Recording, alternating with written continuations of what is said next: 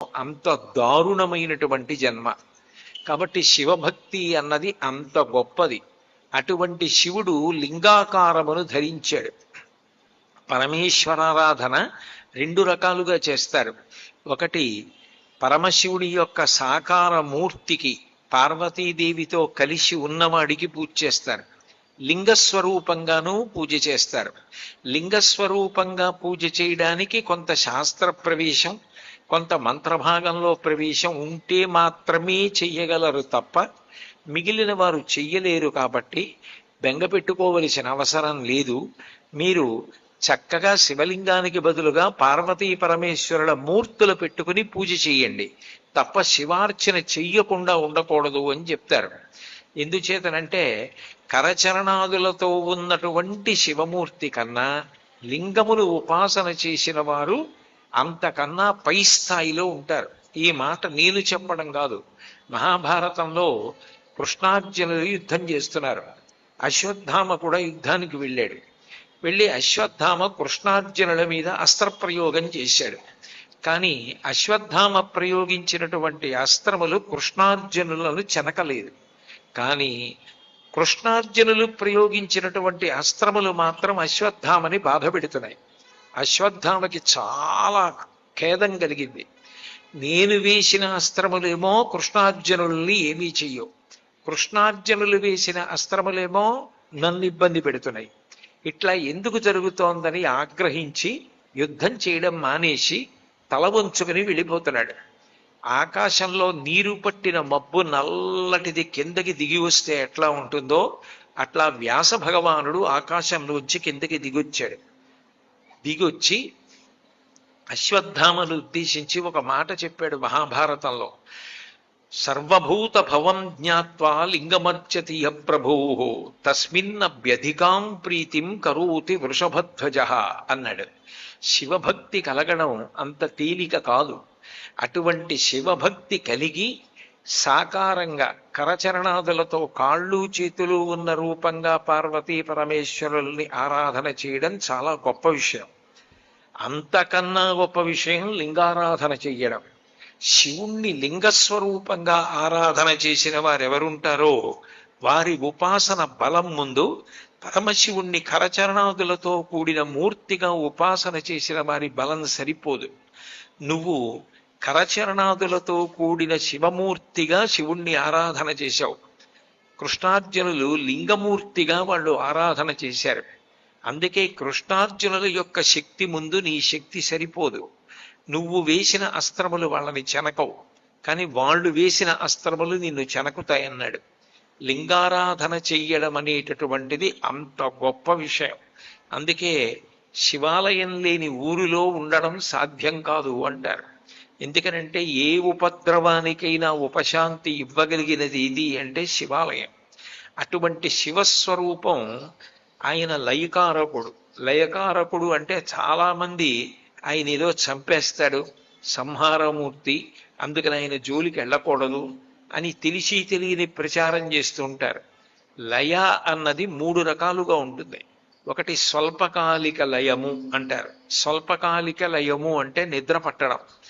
రాత్రి మనందరికీ నిద్ర పట్టలేదనుకోండి, ఉదయం నిద్ర లేచేటప్పటికీ ఆకలి వెయ్యదు. ఆకలి వెయ్యకపోతే ఆహారం తినలేం. ఆహారం తినకపోతే ఒంటికి శక్తి ఉండదు. శక్తి ఉండకపోతే మనం ఏ కార్యాన్ని నిర్వహించలేం. నిజానికి మనం తినాలన్నా పని చెయ్యాలన్నా రాత్రి బాగా నిద్ర పట్టాలి. మీరు ఎంతటి మెత్తటి పరుపు వేసుకోండి, ఎంత గాలి తగిలే పరికరాలు పెట్టుకోండి, దోమలు కుట్టకుండా ఎన్ని యంత్రాలు అమర్చుకోండి, ఎంత చక్కటి తలగడ తెచ్చి తల కింద పెట్టుకోండి, నిద్ర పట్టడం అన్నది మనం అమర్చుకున్న సాధనముల మీద ఉండదు, ఈశ్వర కృప మీద ఆధారపడి ఉంటుంది. ఒక్క రాత్రి నిద్ర పట్టకపోతే నరకం కనపడినట్టు ఉంటుంది. ఆయన 5 పైసలు ఖర్చు లేకుండా సమస్త ప్రాణికోటికి రాత్రివేళ నిద్రాకాలిక సుఖమునిస్తాడు. నిద్ర సుఖం. అందుకే గాఢ నిద్రపోయిన వ్యక్తి లేచి వచ్చినప్పుడు మీకు ఎట్లా ఉందండి అని అడిగితే హాయిగా నిద్రపోయానండి అంటాడు. కానీ చాలా ఇబ్బంది పడిపోయానండి నిద్రలో, అంత నిద్ర పట్టిందని ఎవరు అనరు. నిద్ర గొప్ప సుఖం. అటువంటి నిద్ర పట్టించి శరీరంలో అవయవాలకి ఇంద్రియాలకి కలిగినటువంటి కష్టాన్ని, దుఃఖాన్ని, బాధని, అలసటని అంతటినీ కూడా తీసేసేటటువంటి వాడెవరో ఆయనని శివుడని పిలుస్తారు. అందుకే ఆయన నిద్ర ఇవ్వడానికి కూడా విభాగం చేశాడు. సత్వగుణ ప్రధానమైన ప్రాణులన్నీ రాత్రి వేళ నిద్రపోతాయి. రజోగుణ తమోగుణ సదృశమైన ప్రాణులన్నీ కూడా పగటి వేళ నిద్రపోతాయి. మనుష్యులు చూడండి రాత్రి నిద్రపోతారు. పాములు, తేళ్లు, జెర్రులు ఇట్లాంటి విషం కలిగిన ప్రాణులు రాత్రి వేళ నిద్ర లేచి బయట తిరుగుతాయి. అప్పుడు మనం తిరగం. పగటి పూట అవన్నీ కలుగుల్లోకి వెళ్ళి పడుకొని నిద్రపోతాయి. దోమ ఉందనుకోండి పగటి వేళ పడుకుంటుంది, రాత్రి అయిందనుకోండి లేచి వచ్చి కుట్టడం మొదలెడుతుంది. హింసించే స్వభావం ఉన్న ప్రాణులన్నీ రాత్రి వేళ లేస్తాయి. స్వభావంలో సత్వగుణం ఉన్నటువంటి ప్రాణులన్నీ రాత్రి వేళ నిద్రపోతాయి.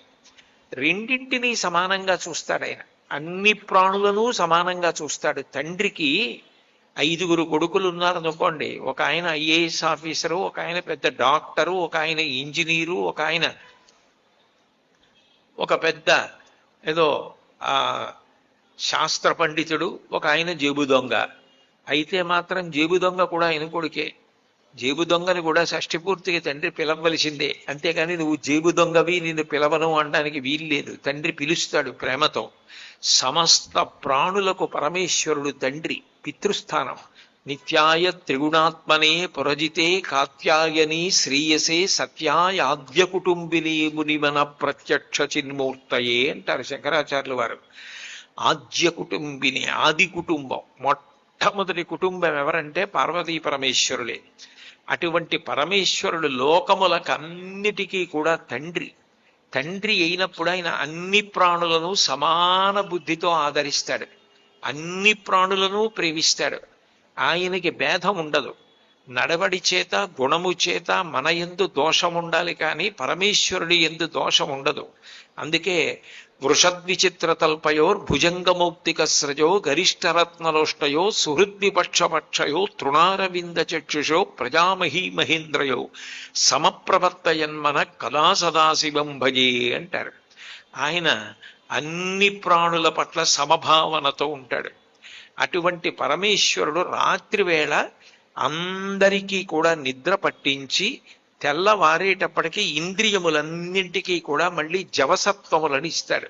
అది స్వల్పకాలిక లయం. రెండవది ఆత్యంతిక ప్రళయము అంటారు.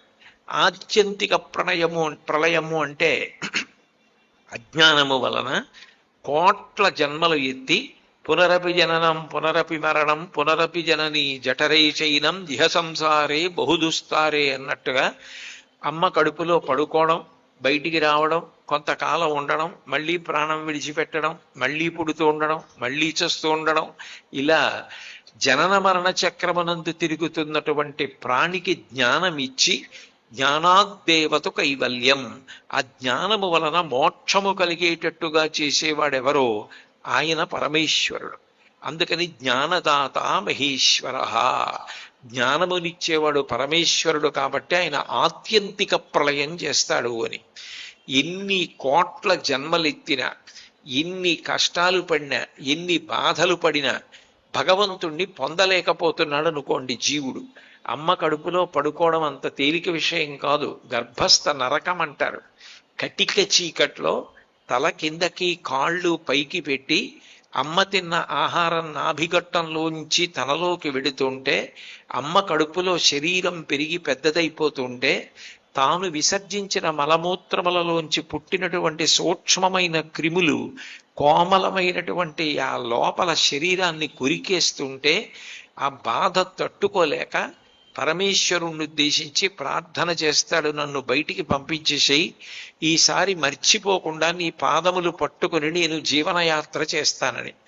ప్రసూతి వాయు రూపంలో అమ్మ కడుపులోంచి పరమేశ్వరుడు బయటికి తోసేస్తాడు పిండాన్ని.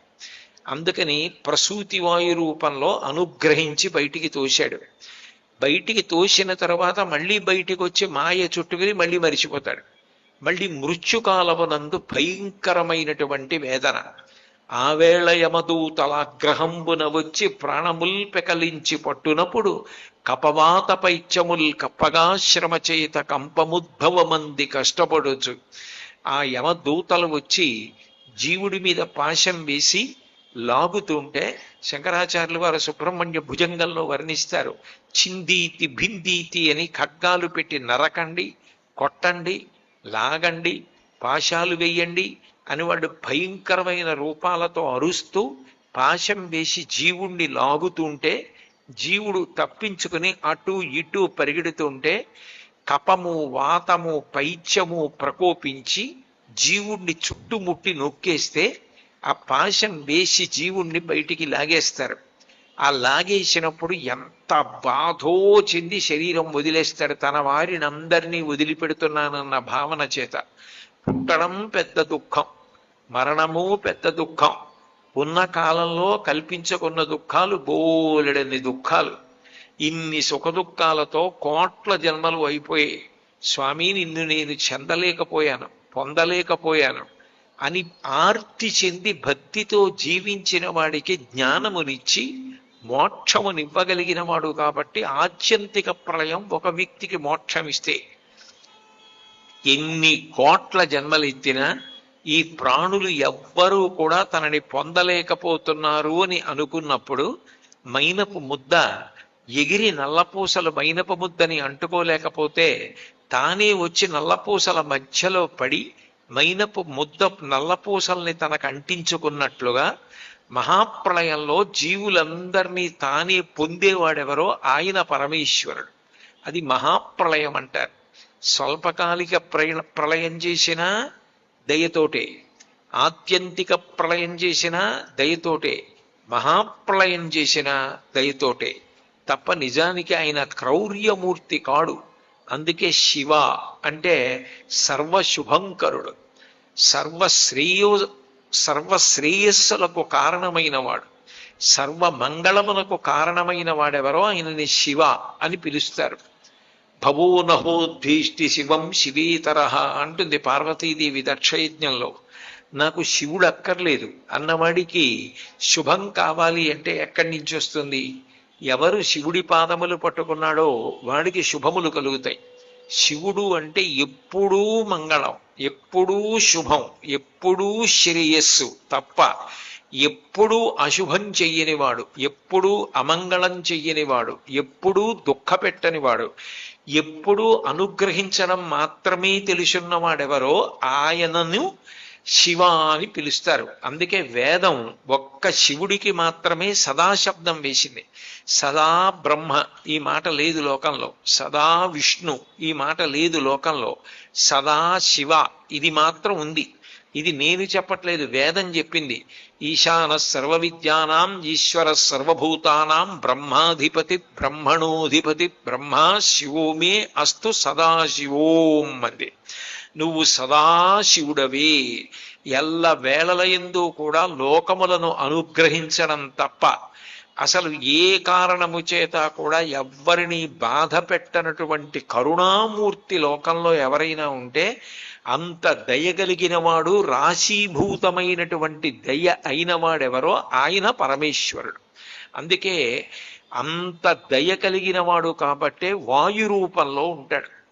వాయు రూపము దేనికి ప్రధానమైన చిహ్నము అంటే భవతి అంటారు సంస్కృతంలో. భవతి అంటే ఉన్నాడు. ఉన్నాడు అని దేని చేత నిర్ణయిస్తారు? శవం గాఢ నిద్రలో ఉన్నవాడు ఒక్కలాగే ఉంటారు, కానీ ఊపిరి తీసి విడిచిపెడుతున్నాడు అనుకోండి, ఆయన ఉన్నాడు ఉన్నాడు ఉన్నాడు అంటారు.